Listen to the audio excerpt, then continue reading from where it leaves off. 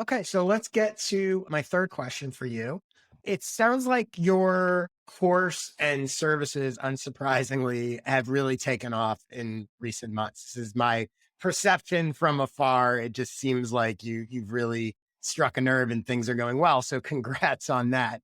Thank I'm curious, as a sort of course creator now, what have you learned about how to scale, how to man, or what are you learning about how to manage that success?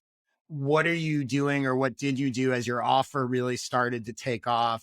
Is there anything you wish you would have known sooner or done differently? I think there's so many people out there creating courses or services or products, and like their hope is like, oh, that it clicks, right?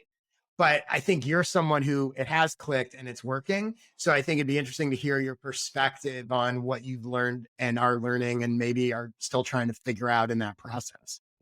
Yeah, that's one that I kind of that's kind of near and dear to me because I was definitely in that position where I was struggling a lot, like a lot of kind of dark times where you're just like the analogy that I gave was I just kept telling my friends like it's almost like you're diving, you're deep water diving and you find this cave that has air in it, right? But the air is running out, but the only way to go to the next cave to hopefully find more air is you have to go back down into the water and start burning oxygen to get to the next.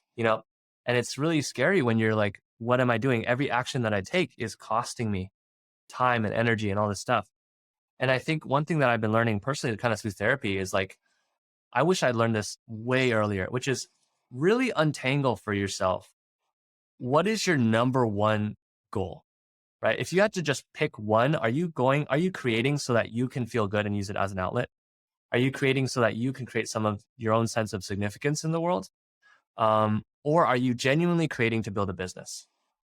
And I think it was really hard for me to untangle that because I think growing up, I'd always thought like you want your work to be the most meaningful thing you do, which I think is 100% true, or maybe not, some percent true, right? I'm, Probably depends on the person, but yeah. I'm still working through a lot of this stuff. Yeah. But essentially, what I realized was I had kind of subconsciously, it's like if each of these values is a mountain peak that you're climbing, and one's on the left, one's on the right. I'd always been subconsciously going like at every intersection, like, am I going to go left or right? And sometimes I'd go left, sometimes I'd go right. And so I'd just end up staying in the valley between these two mountains instead of just mentally going, Kevin, like you're here to build a business because if you don't have the business sustaining anything, you can't do the other thing that you want to do, which is help people out. And so it really took me, I'm a very stubborn person. I was working in tech. I had saved up like, you know, some money and I was like, I'm going to just try to do this YouTube thing. No business model in mind.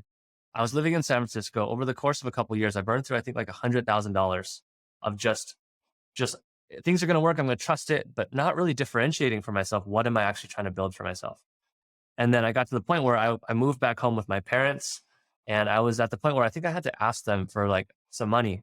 And I go, okay, this obviously hasn't worked. There's no way for me to build my ego or my sense of significance or whatever that was that I was chasing. It finally gave me the permission to say, let me just focus on the money. Like, what does it look like to actually build a business? And I had some really hard decisions to make because I told myself I would never be the gear guy. I would never be the studio guy because that's just too Right. technical. You know, Right. I want something that I'm personally really passionate about. Like, I think loneliness is a huge problem in the world. And I wanted to make content that makes people feel like, hey, like you belong here. That when people are scrolling their feed, it's like a place to give them rest, Mhm. and give people hugs through the internet. And then one of my mentors, he was like, hey, like you say you want to help people.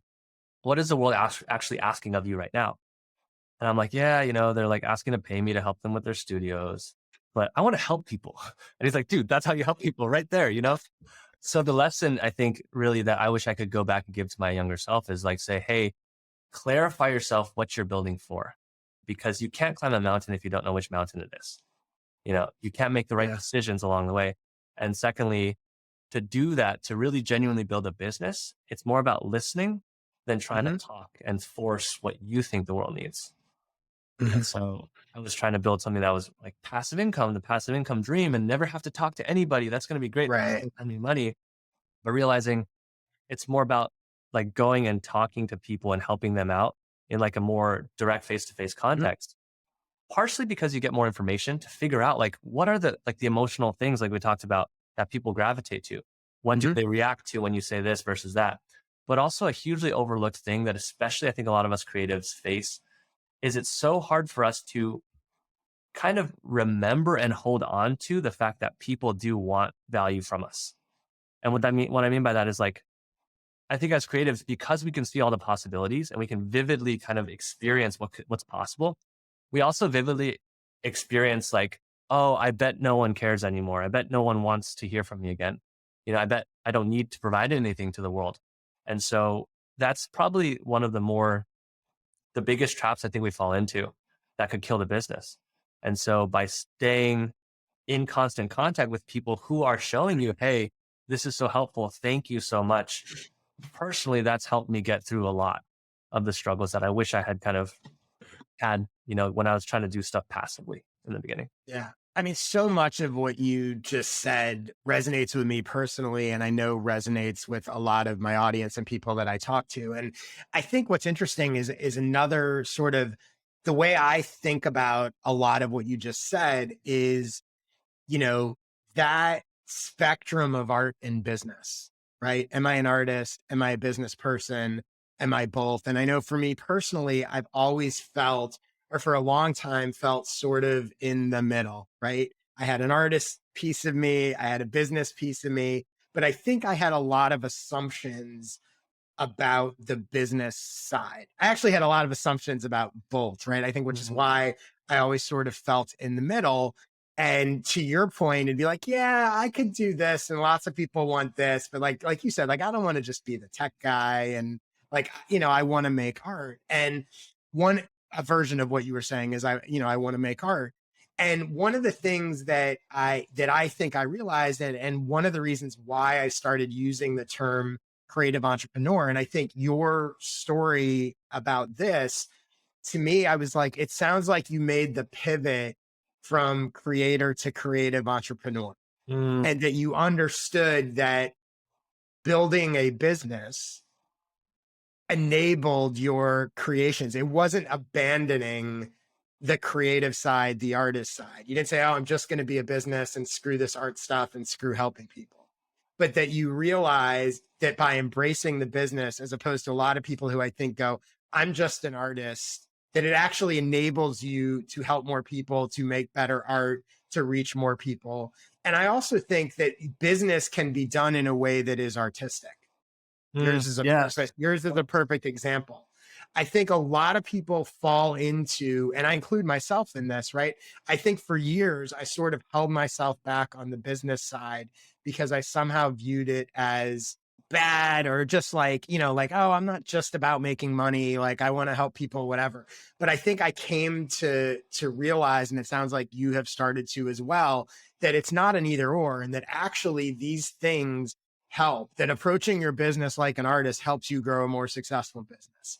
Approaching your art like a business person helps you be a more successful artist, right? And one of the reasons why I shifted from that term of, I used to just talk about my audience being creators. And then for a while, I said my audience is creators and entrepreneurs.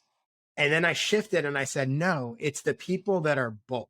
It's Mhm. creative entrepreneurs. It's not these two separate buckets. And again, this is my own perception of you, so I could be way off, but I think you're right in that space where, like, yes, you are building a successful business and successful course, but by no means would I look at you and go, oh, he's abandoned his artistic side. He's abandoned, it's your business is clearly rooted in helping people and wanting to help people. And on the flip side, it's funny, I shared a video of yours in my newsletter, I guess like last week or whatever, that had nothing to do with business, but had to do with, helping people as a video. We'll put it in the show notes about, you know, uh, things to think about if you're having a tough day. And it's now seems obvious to me, but I realize that most people still look at it as a choice and or judge the other side. You have business people who are like, I wish I could be an artist or more artistic. You have artistic people who are like, but I feel bad charging for stuff. And I think, this creative entrepreneur concept for me is that path that says, no, these are not opposite things, that actually you can and should be both. And you're more likely to succeed with either if you embrace the other side. Does that feel like part of, I know I'm putting words in your mouth, but did that No, resonate with everything you? you said. Yeah, I like a huge yes to everything you Mhm. said. I think that's spot on. And I think the coolest thing about entrepreneurship really is kind of similarly the coolest thing about art. It's growing yourself, it's self-discovery. And the way that we do that through entrepreneurship is by going through pressure, right? The pressure to Mhm. change. Like we're faced with things that we cannot overcome unless we grow and expand parts of ourselves. And yeah, like one of the biggest parts is really defining what you want. And I think it's almost like it's not like exactly like you said, it's not an either or. Like, would you do you want to be able to sleep or eat? It's like I kind of want to do both, you know? Right. Whichever side Right. you're lacking on, Right. that's the thing that you fix. And so you kind of Yep. bring it up to match the other things so you can keep going. And I think that's kind of the same way with, with like for example, being a creator. It used to take me such a long time to nitpick every single edit, every single transition and sound effect, right? To the point where I didn't have time to sit back and go, what is the piece of content that I should be making? Because I was so much in the weeds of like, do this, do this, do this. And then as soon as I was done, I was already behind on the next thing. And so I didn't have time to think big picture strategy. Yeah.